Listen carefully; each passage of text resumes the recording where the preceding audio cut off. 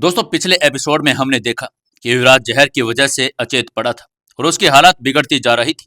माही और काव्या युवराज की जान बचाने के लिए संघर्ष कर रही थी। युवराज को खतरनाक जहर दे दिया गया था, जिससे उसकी हालत लगातार बिगड़ती जा रही थी। नेपाल में मिलने वाली जिनसंग ही उसका आखिरी इलाज था और माही और काव्या नेपाल जाने के लिए तैयारी में भी लग गई थी। जैसे ही वो दोनों एयरपोर्ट के लिए जा रही थी, तभी पीछे से हॉस्पिटल से कॉल आया और उन्होंने बताया कि युवराज को एक बार के लिए होश आ गया है और वो आपसे मिलना चाहता है।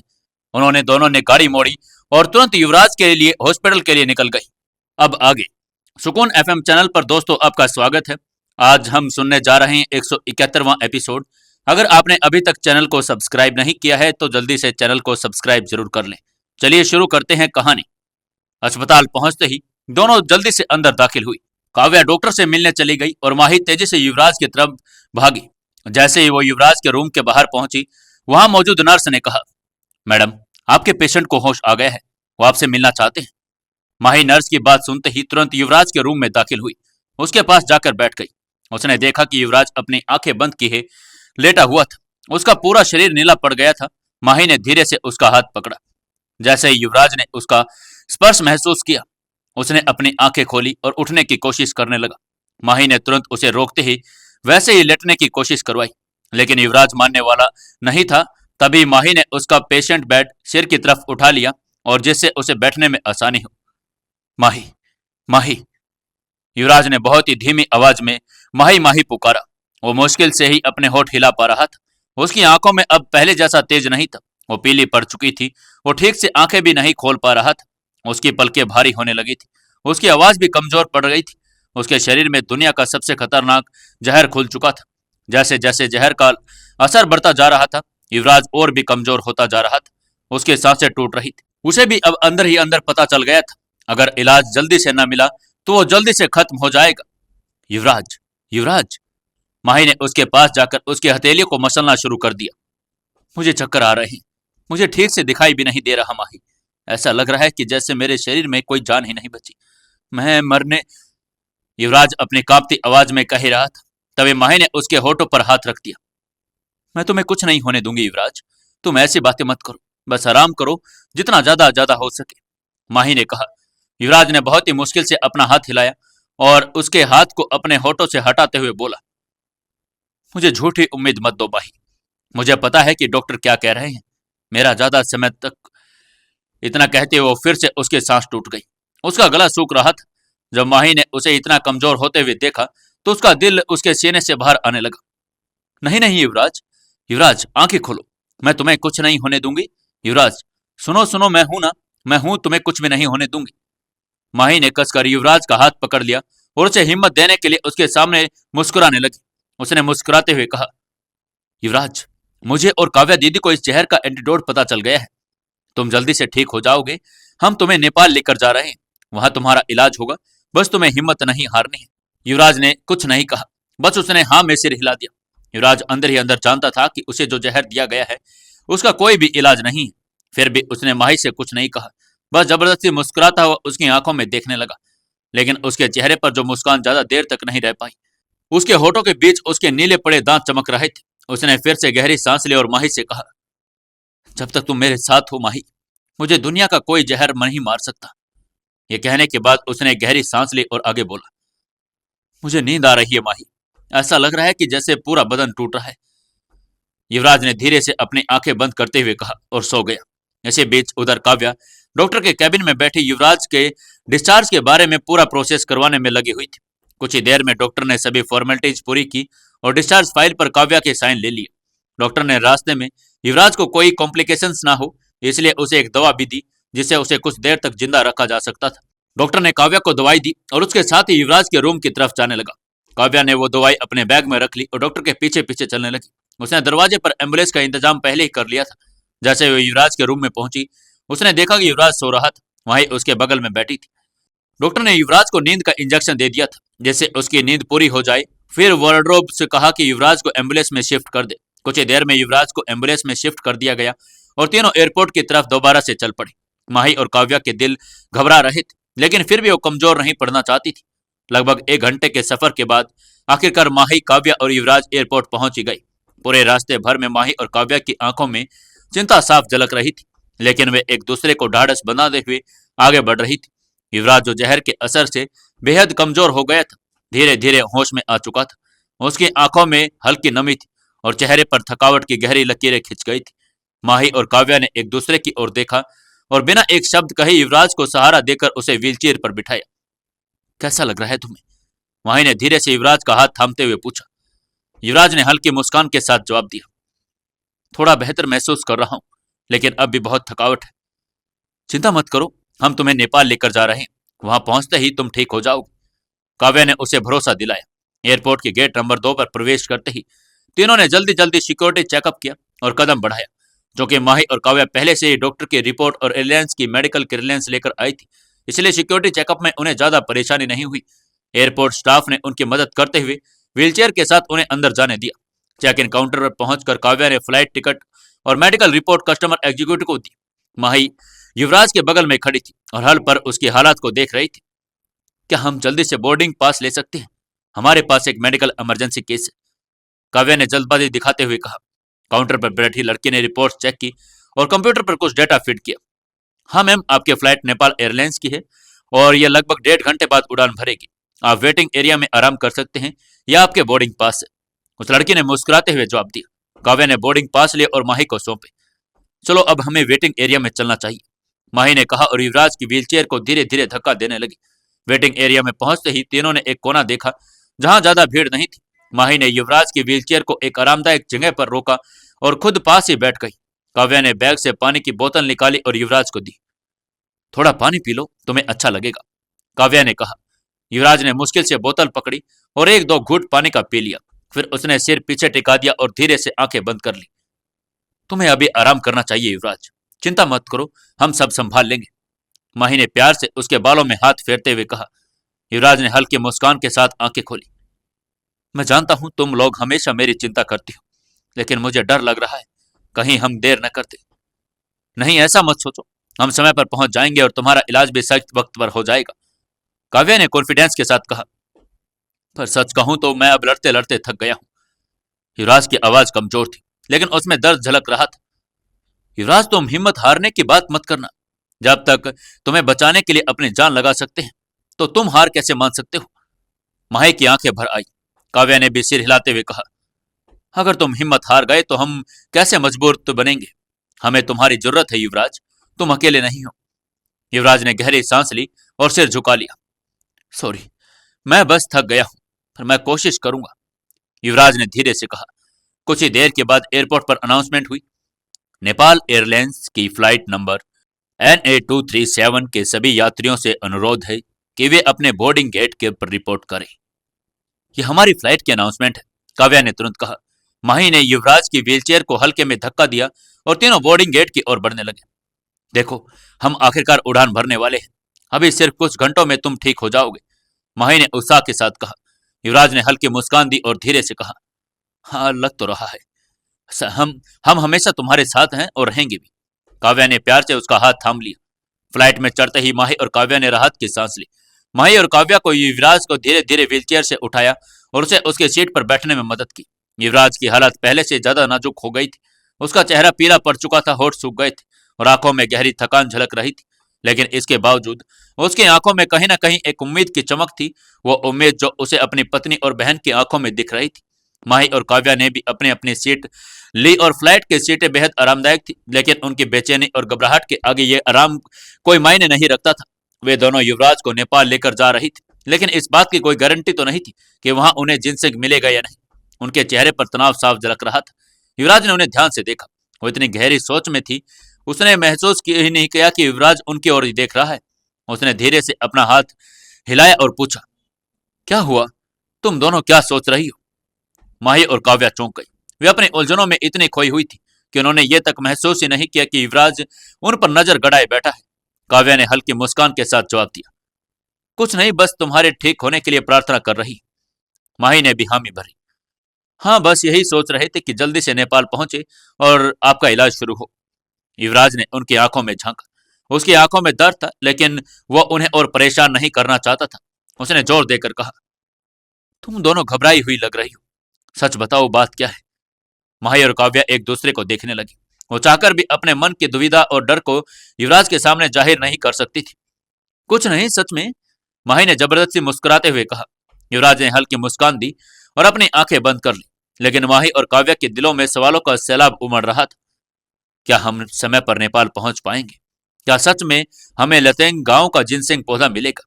क्या जिनसेंग वाकई युवराज की जान बचा पाएगा? ये सवाल उनके दिमाग में बार बार गूंज रहे थे।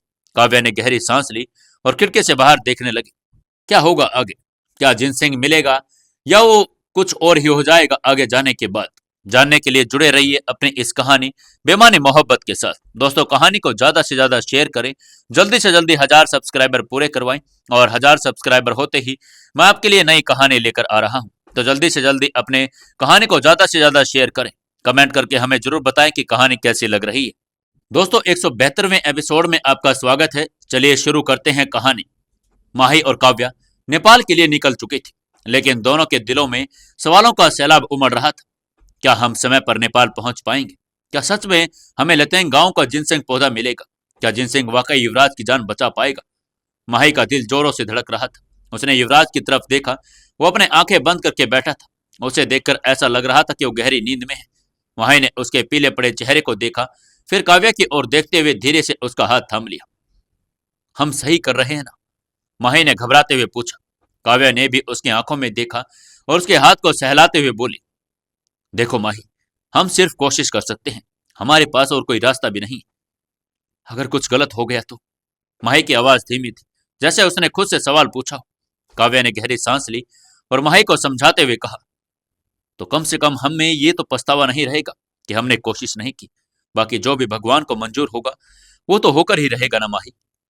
माही ने उसके बाद कोई सवाल नहीं किया। वो बस अपनी उदास आंखों से सफेद बादलों को देखने लगी। युवराज अभी भी उसके बाहों में आराम कर रहा था। माही बीच बीच में उसकी सांसें चेक कर रही थी। वो अभी भी जिंदा था। माही को बस इसी बात से सुकून मिल रहा था। तभी युवराज के शरीर में अचानक हल्की झंझनाहट हुई। "उम, उम।" उसने हल्का करहारते हुए अपनी आंखें खोली। माही तुरंत सतर्क हो गई। क्या हुआ? क्या हुआ युवराज? माही ने चिंतित स्वर में पूछा। युवराज ने अपनी आंखें बंद की और बहुत ही धीमे से कहा, मुझे मुझे ठंड लग रही है। ठंड से युवराज कांप रहा था। काव्या ने तुरंत अपना जैकेट निकालकर युवराज के ऊपर डाल दिया। ये लो, थोड़ा आराम मिलेगा। माही ने भी अपनी शॉल उतारी और उसे युवराज को उड़ा दिया। युवराज ने हल्के में सिर हिलाया और माही की ओर देखा। माही, उसकी आवाज धीमी और कमजोर थी। हाँ हाँ युवराज, बताओ ना। माही ने जल्दी से उसका हाथ पकड़ लिया। युवराज ने कांपती आवाज में कहा, माही, माही मैं बच तो, तुम मुझसे नाराज तो नहीं हो? युवराज की बातें वो बड़बड़ाते हुए आ रही थी। ये सुनकर माही ने वो महसूस हुआ कि जैसे किसी ने उसके दिल में खंजर घोंप दिया हो। उसने तुरंत कहा, ऐसे मत बोलो प्लीज, और मैं भला आपसे क्यों नाराज होंगी? आप ठीक हो जाएंगे, मुझे और कुछ भी नहीं सुनना। उसकी आवाज कांप रही थी। उसकी आंखों में आंसू थे, लेकिन उसने जबरदस्ती उन्हें रोक लिया। तुम ऐसे हार मानने की बात क्यों कर रही हो? हम जब तक जिंदा हैं और तब तक तुम्हें कुछ भी नहीं होने देंगे। युवराज ने जबरदस्ती मुस्कुराने की कोशिश की, लेकिन उसकी मुस्कान अधूरी रह गई। मैंने सभी को बेवजह परेशान कर दिया ना। मुझे लग रहा है कि सब खत्म होने वाला है। अभी कुछ खत्म नहीं हुआ युवराज, हम तुम्हें ठीक करके ही दम लेंगे। काव्या ने उसका हाथ दबाते हुए कहा। फ्लाइट नेपाल पहुंच चुकी थी। तभी फ्लाइट अटेंडेंट की आवाज आई, कृपया सभी यात्री अपने सीट बेल्ट बांध लें, क्योंकि हम जल्द ही त्रिभुवन अंतर्राष्ट्रीय हवाई अड्डे पर लैंड करने वाले हैं। माही और काव्या ने तुरंत अपनी सीट बेल्ट बांध ली। युवराज की बेल्ट भी ठीक से लगा दी। फ्लाइट अब एयरपोर्ट पर लैंड कर चुकी थी। माही ने युवराज का हाथ पकड़ा हुआ था और उसे धीरे धीरे सहला रही थी। वहां पर मुंबई से ज्यादा ठंड का मौसम था। जैसे ही माही उतर कर बाहर आई, उसे सर्दी लगने लगी। इतने में युवराज भी जोर जोर से खांसने लगा। युवराज, युवराज तुम ठीक तो हो? माही ने उसे अपनी बाहों में ले लिया। वो उसकी इस हालत से पहले ही बहुत घबराई हुई थी। उसकी जरा भी हरकत माही के होश उड़ा दे रही थी। उसने युवराज को अपनी बाहों में जोरों से कस लिया। मैं ठीक हूं, बस हवा की वजह से थोड़ी खांसी आ गई, युवराज ने कहा, और वो माही की तरफ बहुत प्यार से देख रहा था, लेकिन उसके चेहरे का रंग उड़ने लगा था। भले ही वो कह रहा था कि वो ठीक है, लेकिन वहां पर उसके साथ वो दोनों लड़कियों को पता था कि वो किस हाल में वहां पर खड़ा था। और सबसे पहले माही और काव्या एयरपोर्ट से युवराज को लेकर बाहर आई और युवराज के साथ एक होटल में चली गई। वहां काव्या युवराज को खाना खिलाने के बाद उसे एक दवाई देने वाली थी। जब तक काव्या युवराज को खाना खिला रही थी, तब तक माही उनके लतांग जाने की गाड़ी बुक कर चुकी थी। गाड़ी और उसके बाद माही जब होटल के अंदर आई, उसने देखा कि काव्या युवराज को अपने हाथों से खाना खिला रही थी। लेकिन जैसे युवराज के पेट में खाना गया, वैसे ही उसे उल्टी होने लगी। खाना जैसे अंदर गया वैसे ही बाहर आ गया। उल्टी करने के बाद युवराज की गर्दन पर एक तरफ लटक गई और वो बेहोश हो गया। युवराज, युवराज, माही ने जोर जोर से चिल्लाते हुए कहा। भागते हुए उसके पास आई और उसने उसके सिर को थाम लिया। काव्या ने तुरंत अपने बैग से वो दवा निकाली जो डॉक्टर ने उसे दी थी और सीधा युवराज के होठों पर रख दिया। उसके बाद उसने युवराज को पानी पिलाया और दवा उसके पेट में चली गई। तुम ठीक हो जाओगे युवराज, तुम ठीक हो जाओगे, माही ने कहा और उसके गालों को थपथपाने लगी। अब तक उसकी आंखों में आंसू आने लगे थे। वो अपने आप को संभाल भी नहीं पा रही थी। आंसू उसकी आंखों से नीचे गिरने लगे। यह सब देखकर वहीं काव्या भी रोने लगी। बाहर गाड़ी तैयार है दीदी, माही ने काव्या को कहा। हमें जल्द से जल्द लेतांग गांव को लिए जलना ही पड़ेगा। ठीक है, चलो युवराज को गाड़ी में बैठाते हैं, काव्या ने कहा और माही के साथ उसे सहारा देने लगी। उन्होंने उसे व्हीलचेयर पर सही तरीके से बिठा दिया। माही व्हीलचेयर को धक्का देते हुए बाहर लेकर जाने लगी। काव्या ने सारा सामान उठाया और खाने का पैसा देकर होटल से बाहर आई। काव्या ड्राइवर के साथ आगे बैठ गई और माही युवराज को लेकर पीछे की सीट पर बैठ गई। गाड़ी लेतांग गांव की तरफ बढ़ने लगी, लेकिन तंग रास्ता और बारिश की वजह से गाड़ी तेजी से चल नहीं पा रही थी। काठमांडू से लतांग गांव लगभग 200 से 250 किलोमीटर दूर था। किताब में लिखा हुआ था कि लतांग गांव वीर प्रताप सिंघानिया ने अपने हाथों से बनाया था। यहाँ उनका एक आश्रम था, लेकिन माही और काव्या को उस आश्रम की सटीक लोकेशन भी नहीं पता थी। काव्या ड्राइवर को मैप देखकर रास्ता बता रही थी। ड्राइवर उसकी इंस्ट्रक्शंस फॉलो कर रहा था और पीछे बैठी माही युवराज के हाथ को मसल रही थी। इसी बीच उधर कपूर मेंशन, जो हमेशा रोशनी से चमकता रहता था, आज वहां बिल्कुल अंधेरा था। अंजलि कपूर अपने दोस्तों राघव और अलीशा के साथ अपने कमरे में बैठी थी, लेकिन उसके दिल में एक अजीब सी बेचैनी थी। अब उसे पता चला कि युवराज ने ईगल गैंग को खत्म कर दिया है। तब से उसका दिल घबराया हुआ था। उसने पहले ही अपने एक आदमी को युवराज पर नजर रखने के लिए कहा था। उस आदमी ने अंजलि को बता दिया था कि युवराज को विकराल ने मरते मरते जहर दे दिया था, जिसकी वजह से वो कभी भी मर सकता है। वो आदमी अंजलि को युवराज की पल पल खबर दे रहा था। अंजलि अभी भी उसी के फोन का इंतजार कर रही थी। उसका फोन सामने टेबल पर पड़ा था और अंजलि बस उसे घूरे जा रही थी। जैसे ही फोन की घंटी बजी, अंजलि ने तुरंत फोन उठा लिया। हेलो, बताओ क्या हुआ, अंजलि ने फोन उठाते ही कहा।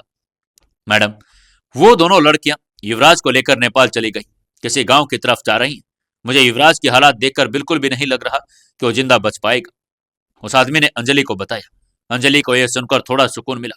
हालांकि ये सब उसने युवराज को पाने के लिए किया था, लेकिन जाने क्यों उसे ऐसा लग रहा था कि युवराज के ना मरने से वो बहुत बड़ी मुसीबत में आ सकती थी। उसे मालूम था कि उसने जो कुछ पिछले दिनों माही के साथ किया था, युवराज उसका बदला जरूर लेगा। उसे सोच सोच कर ही डर लग रहा था कि जब युवराज ने इतनी बड़ी ईगल गैंग को खत्म कर दिया तो उसका क्या हाल करेगा। उधर काव्या और माही और युवराज की गाड़ी लतैंग की तरफ बढ़ती ही जा रही थी।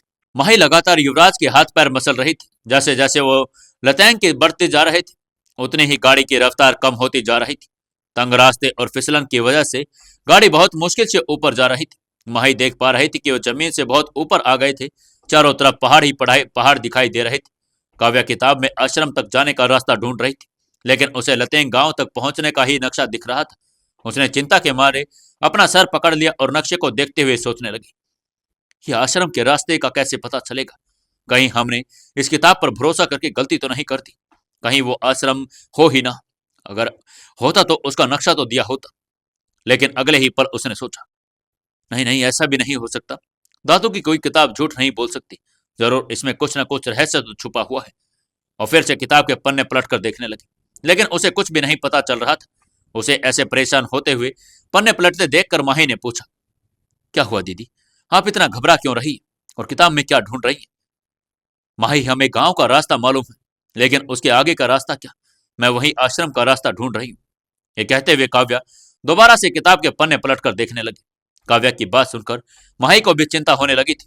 उसने घबराते हुए कहा, यह बात तो मैंने सोची ही नहीं थी। अब हम क्या करेंगे दीदी, अगर आश्रम का रास्ता पता न चला तो। इस किताब में साफ साफ लिखा है कि उस आश्रम के बारे में वहां के लोकल लोगों के अलावा दुनिया में किसी को कुछ नहीं पता। वहां के लोकल लोग किसी को कुछ बताएंगे भी नहीं। तुम चिंता मत करो माही, हम आश्रम तो ढूंढ कर ही रहेंगे।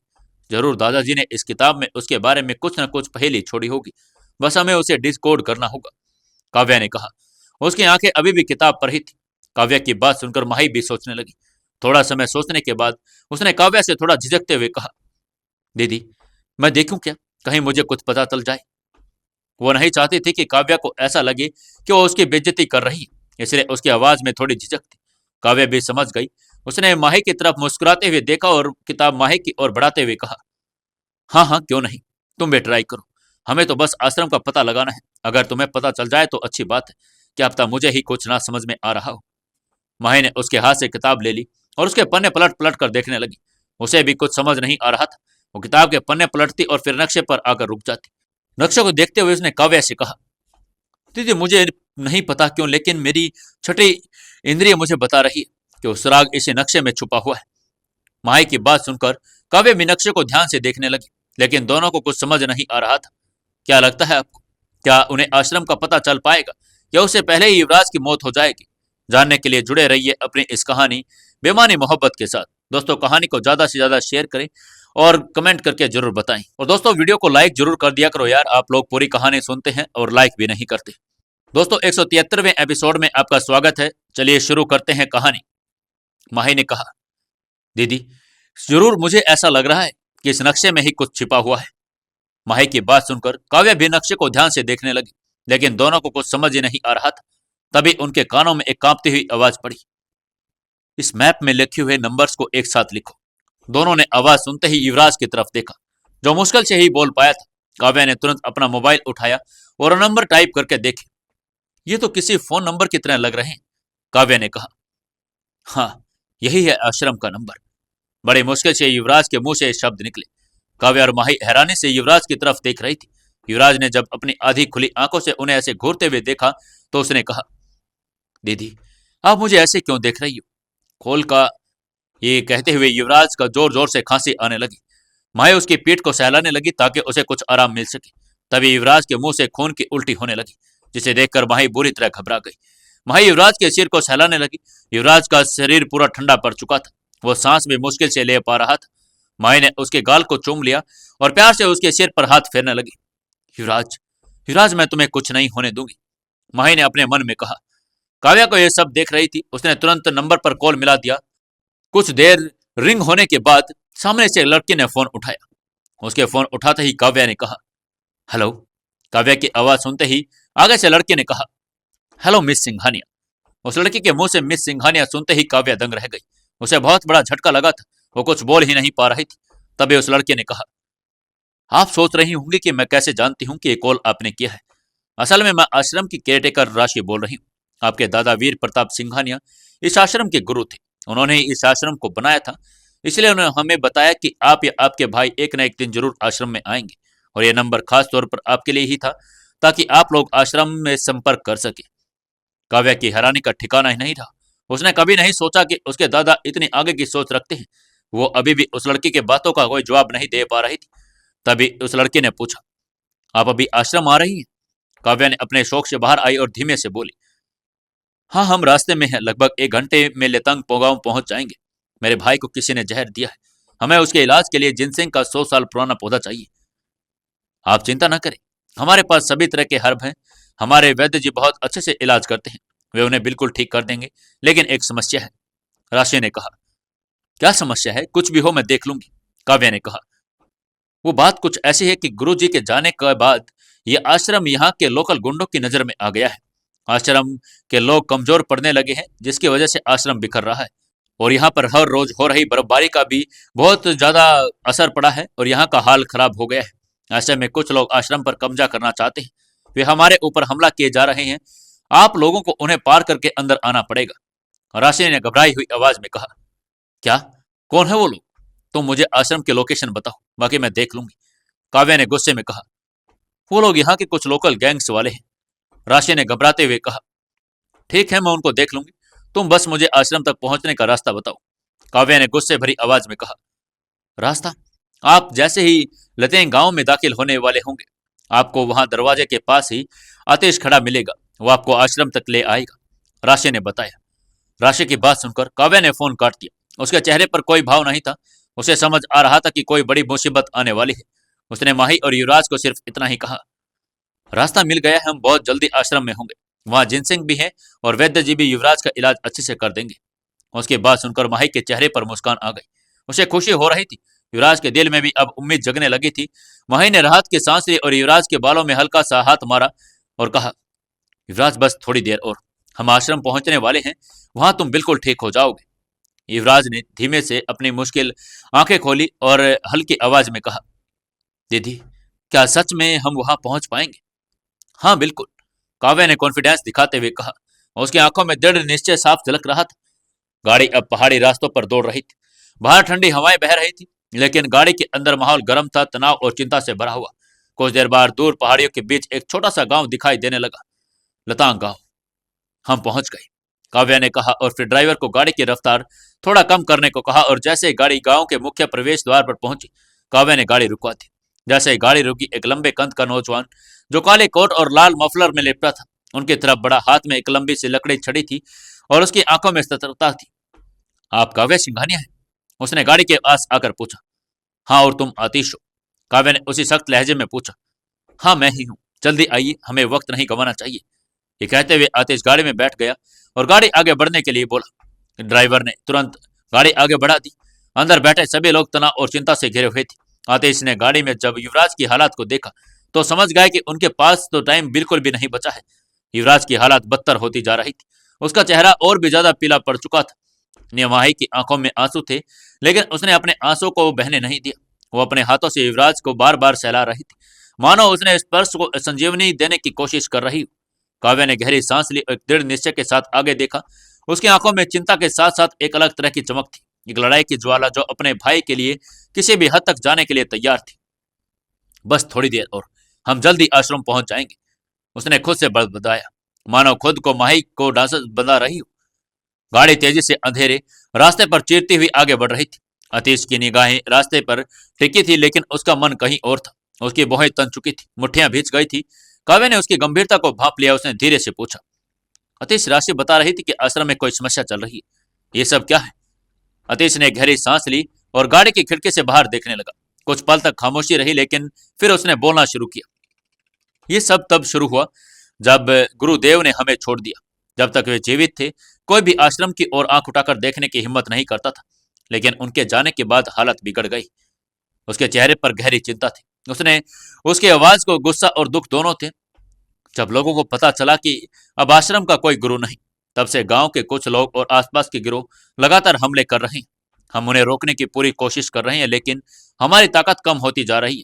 हर बार वे ज्यादा ताकतवर होकर लौटते हैं। काव्या के चेहरे पर एक गहरी शिकन पड़ गई। उसकी आंखों में चिंता और गुस्सा दोनों उमड़ आई। ये कौन है लोग? गांव में भी इस तरह की चीजें होती हैं? अतीश की बोहें और ज्यादा तन गई। उसकी आंखों में अलग ही आक्रोश था। गांव के आसपास कई छोटे बड़े गिरोह रहते हैं, कम से कम 10 गिरोह, जो गैर कानूनी कामों में लगे हुए हैं। ये जगह शहर से थोड़ा दूर है, इसलिए यहाँ पुलिस का कोई डर नहीं और गांव वालों में इतनी हिम्मत नहीं कि वे इनसे टकरा सके। वे डरते हैं क्योंकि इन गिरोहों पर कब्जा कर हर चीज पर होता जा रहा है।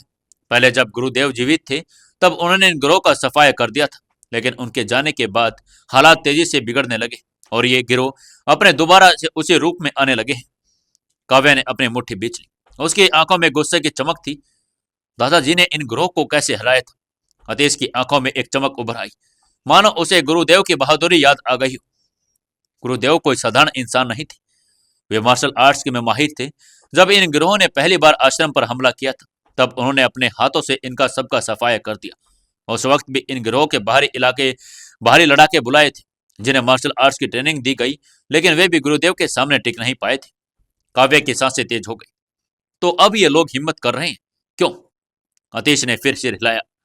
हाँ, और इस बार वे ज्यादा खतरनाक बन चुके हैं। गुरुदेव के जाने के बाद हमारे आश्रम के लोग कमजोर पड़ गए। कोई भी उतना सक्षम नहीं और इनका अकेले सामना कर सके। अब बर्फबारी में भी हालात और बिगड़ गए। हमारे पास पर्याप्त संसाधन भी नहीं और लोग भूख और ठंड से भी लड़ रहे हैं। काव्य ने एक लंबी सांस ली। उसके चेहरे पर पूरी तरह से दृढ़ संकल्प आ रहा था। मुझे आश्रम तक पहुंचना ही होगा।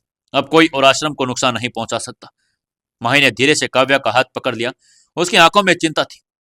दीदी, क्या हम सच में इन लोगों का सामना कर पाएंगे? काव्या ने उसकी ओर देखा। उसकी आंखों में गुस्सा था। हमें करना ही होगा माही। ये युवराज के इलाज की बात नहीं, बल्कि उन सभी लोगों की भी आश्रम में जो रहते हैं। दादाजी ने इसे अपने खून पसीने से बनाया था। हम इसे किसी भी हाल में उन गुंडों के हाथ में नहीं जाने देंगे। माही ने उसकी आंखों में झांका और फिर धीरे से सिर हिला दिया। काव्या यहाँ पर सिर्फ युवराज और के लिए जिनसंग लेने आई थी। उसे क्या मालूम था कि यहाँ हालात इतने बदतर हो जाएंगे। वो सोच रही थी कि तभी युवराज को फिर से उल्टी आ गई। दीदी, युवराज को फिर से खून की उल्टी आई, माही ने काव्या को बताते हुए कहा। काव्या ने जैसे ही पलट कर देखा, उसकी आंखें चौड़ी हो गई। गाड़ी की सीट और माही के कपड़ों पर खून फैला हुआ था। काव्या एक पल के लिए स्तब्ध रह गई। युवराज का खून अब गाढ़ा और काला पड़ने लगा था। ड्राइवर ने गाड़ी रोक दी। नहीं, गाड़ी मत रोको, जो भी होगा हम संभाल लेंगे। तुम्हें जो भी नुकसान होगा हम देख लेंगे, बस हमें जल्दी से आश्रम पहुंचाओ, काव्या ने दृढ़ आवाज में कहा। ड्राइवर ने उसकी बात सुनी और बिना कोई सवाल किए तुरंत गाड़ी और आगे बढ़ा दी। काव्या ने घबरा कर युवराज की ओर देखा। उसके चेहरे पर खून का ढेर जमा हो चुका था। उसका चेहरा पीला और भी पीला पड़ चुका था। उसकी त्वचा सूखने लगी थी। माही घबराई हुई थी और उसकी आंखों में डर झलक रहा था। युवराज, युवराज मेरी बात सुनो, तुम ठीक हो जाओगे, बस थोड़ी देर और, काव्या ने कांपते हुए कहा। लेकिन अंदर ही अंदर उसका दिल बैठता जा रहा था। गाड़ी की रफ्तार बढ़ गई थी लेकिन समय बहुत धीमा लग रहा था। युवराज की हालात हर सेकंड बिगड़ती जा रही थी। क्या होगा आगे? क्या वो गैंग वाले अब दोबारा से इनके ऊपर हमला करेंगे? क्या होगा आगे जानने के लिए जुड़े रहिए अपनी इस कहानी बेमानी मोहब्बत के साथ। दोस्तों, 174वें एपिसोड में आपका स्वागत है। चलिए शुरू करते हैं कहानी। काव्या ने जब देखा कि युवराज की हालत बिगड़ती जा रही है तो उसने जल्दी से अपना बैग उठाया और उसमें से एक दवा निकालने लगी। हमें अभी युवराज को दवा देनी होगी, काव्या ने हड़बड़ाते हुए कहा। दीदी, दवा तो हम पहले ही दे चुके हैं, मुझे नहीं लगता कि दवा का उस पर असर हो रहा है, माही ने घबराते हुए कहा। युवराज की उल्टी में भी वो दवा वापस आ गई थी जो पहले उसे दे दी गई थी। माही की आंखों में डर और चिंता साफ झलक रही थी। तभी अचानक युवराज के मुंह से एक जोरदार आवाज निकली, माही, माही। उसकी आवाज सुनकर सभी लोग चौंक गए। गाड़ी के अंदर बैठे सभी लोगों के कान खड़े हो गए। युवराज ने धीरे धीरे अपनी आंखें खोली, मुश्किल से कहा, मुझे नहीं लगता कि अब मैं बच पाऊंगा। आप लोगों को मेरी वजह से परेशान होने की जरूरत नहीं। ये उसके शब्द सुनकर माही की आंखों में आंसू आ गए। युवराज की सांसें छोटी और तेज हो गई थी। उसके मुंह के किनारों पर खून लगा था और उसके दांतों पर खून की एक परत जमने लगी थी। नहीं युवराज, नहीं, मेरी बात सुनो, तुम ठीक हो जाओगे, बस थोड़ा सा सब्र और रख लो। हम जल्द ही आश्रम पहुंचने वाले हैं। वहां जिनसिंग का रस जैसे ही तुम्हारे मुंह में जाएगा तुम बिल्कुल ठीक हो जाओगे। तुम उसे खाते ही ठीक जाओ हो जाओगे, मेरा विश्वास करो युवराज, युवराज, माही ने फड़फड़ाते हुए कहा। युवराज के गाल दो थपथपाने लगी। उसकी उंगलियों पर युवराज के खून के निशान लगने लगे थे, लेकिन उसकी आंखों में आंसू लगातार गिर रहे थे और युवराज के चेहरे पर टपक रहे थे। युवराज ने कांपते हुए कहा, माही, माही, मैं माही। लेकिन उसकी आवाज धीमी पड़ती जा रही थी। उसे सांस लेने में भी तकलीफ हो रही थी। उसकी आंखें सफेद और सुन सी होने लगी थी। उसने एक बार अपनी आंखें दाएं से बाएं घुमाई और फिर धीरे धीरे बंद कर ली। युवराज, युवराज, माही जोर जोर से चिल्लाने लगी, लेकिन युवराज भी सुन नहीं रहा था। उसने झट से युवराज के नाक के नीचे हाथ लगाया तो पाया कि उसकी सांसें अब भी चल रही थी, लेकिन बहुत ही ज्यादा धीमी हो गई थी। माही ने तुरंत काव्या की तरफ देखा।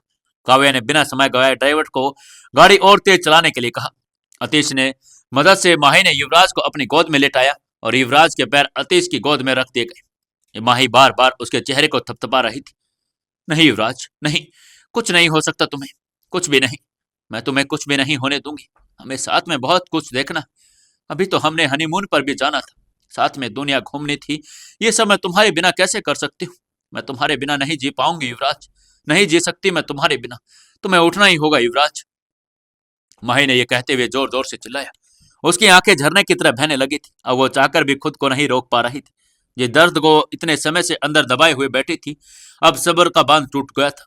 उसके आंसू युवराज के चेहरे को पूरी तरह भिगो चुके थे, लेकिन फिर भी युवराज को होश नहीं आ रहा था। माही जानती थी कि इस वक्त सिर्फ रोने से काम नहीं चलने वाला।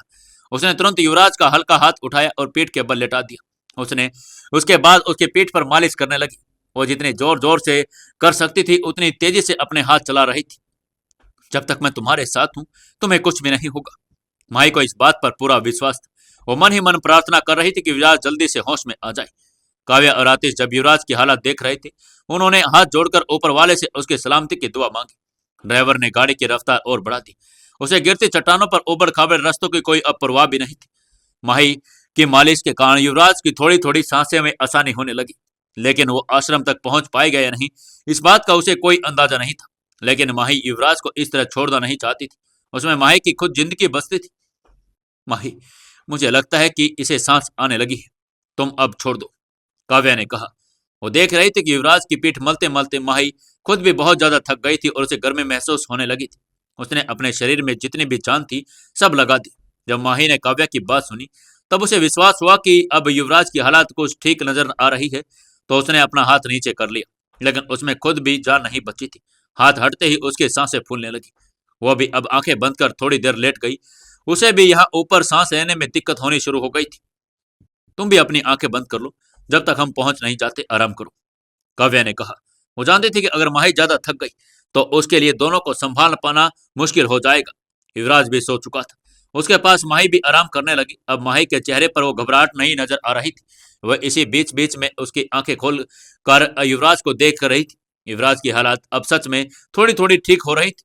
उधर आतिश के फोन पर फिर से आश्रम से फोन आने लगा। आतिश, तुम लोग कहाँ पहुंचे? उन लोगों ने फिर से हमला करना शुरू कर दिया है।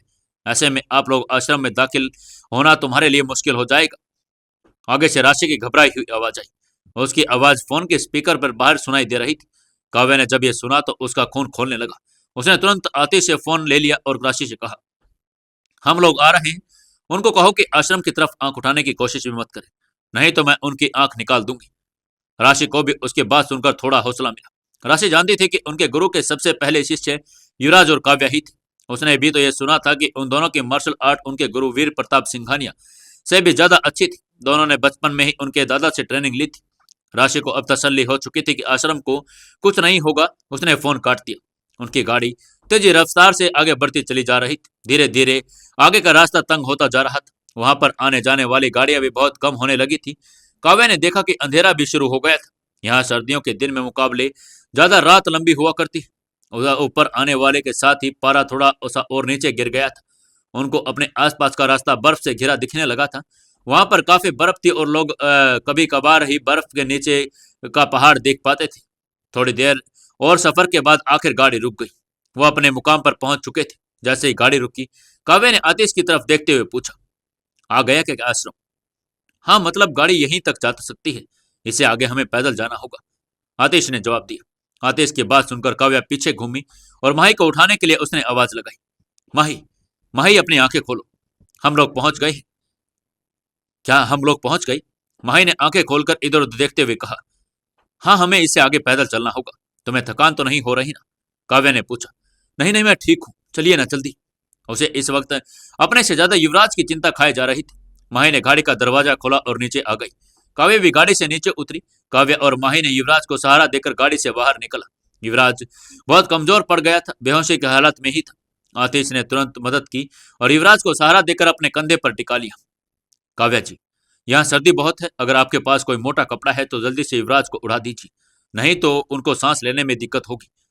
काव्या ने तुरंत बैग में से कंबल निकाला और युवराज को उड़ा दिया। माही ने भी अपनी जैकेट उतारी युवराज के ऊपर डाल दी।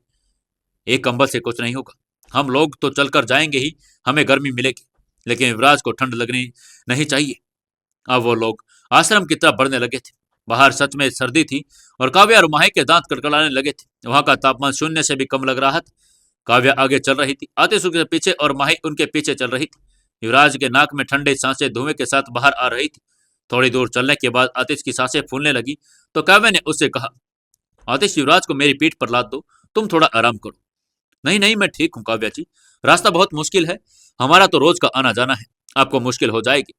काव्या ने भी आगे कुछ नहीं कहा। वो एक सेकंड भी देर नहीं करना चाहती थी। आतिश भी यह बात समझ चुका था। उसने तेजी से अपने कदम बढ़ाने शुरू कर दिए। काव्या और माही भी बर्फ के बीच से होते हुए उसके पीछे पीछे अपने कदम बढ़ाई जा रही थी। काव्या ने एक बार जब नजर घुमाकर देखा तो पाया लोग काफी ऊपर आ चुके थे। चारों तरफ बर्फ ही बर्फ थी और उसे पड़े ढके हुए पहाड़ और पेड़ भी। काव्या ने फिर अपनी आंखें सामने की तरफ घुमाई। उसने देखा कि अभी काफी चढ़ाई चढ़नी बाकी थी। उन लोगों के मुंह से सांस लेना शुरू हो गया था और सभी को भारी सर्दी से पसीना भी आने लगा था। लगभग आधे घंटे तक टेढ़े मेढ़े उबड़ खाबड़े रास्ते पर चलने के बाद आखिरकार वो एक बड़ी सी बिल्डिंग के बाहर आ गए। वहां पर एक झंडा लगा हुआ था। गलियारों में मशाले जली हुई थी। उस बिल्डिंग का पूरा आंगन बर्फ से ढका हुआ था। काव्या जी, हम लोग पहुंच गए हैं, यही है हमारा आश्रम, आतिश ने उन झंडे और मशाल की तरफ इशारा करते हुए कहा। चलो चलते हैं, काव्या ने कहा और अंदर की तरफ जाने लगी। युवराज अभी भी आतिश के कंधे पर था। वो लोग जैसे जैसे आगे बढ़ते जा रहे थे तब उन्होंने देखा कि वहां पर ढेर सारे लोग जमा थे। दरवाजे के पास वहीं लोग खड़े थे और जिनके बारे में राशि और आतिश ने बताया था वो लोग आज वहां हमला करने के मकसद से आए थे। जब काव्या ने आश्रम को इस तरह घिरा हुआ देखा तो उसे और ज्यादा गुस्सा आ गया। ये आश्रम उसके दादा और गुरु का था, वैसे कैसे कोई इस पर कब्जा कर सकता था। जैसे ही वो लोग आश्रम के बिल्कुल नजदीक पहुंचे, उन्होंने देखा कि वो लोग आश्रम के दरवाजे को पूरी तरह से घेर कर खड़े थे और अंदर जाने की कोई जगह भी नहीं थी। वो बहुत सारे लोग थे। दरवाजे के उस पार करीब 70-80 लड़कियां भी खड़ी थी। वो सब इन लोगों से घिरी हुई थी और दरवाजा खुलते ही उस पर घमासान शुरू होने वाला था। क्या होगा आगे? क्या ये लोग इन्हें अंदर जाने देंगे या नहीं? जानने के लिए जुड़े रहिए अपनी इस कहानी बेमानी मोहब्बत के साथ। दोस्तों, कहानी को ज्यादा से ज्यादा शेयर करें, कमेंट करें और वीडियो को लाइक जरूर कर दें। दोस्तों, 175वें एपिसोड में आपका स्वागत है। चलिए शुरू करते हैं कहानी।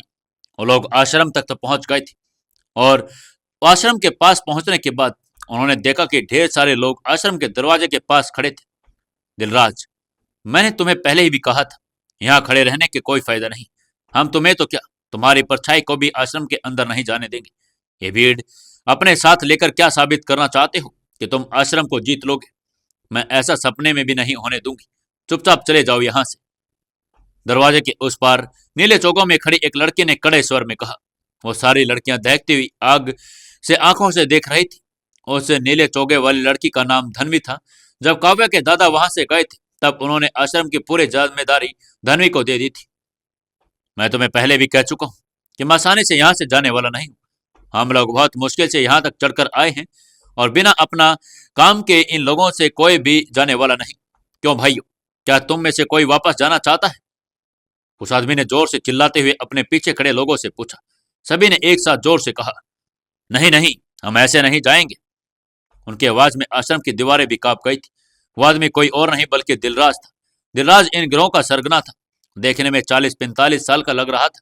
उसकी एक आंख पत्थर की थी, जिसकी वजह से और भी ज्यादा खूंखार दिखता था। वो घूरते हुए उन लड़कियों को देख रहा था।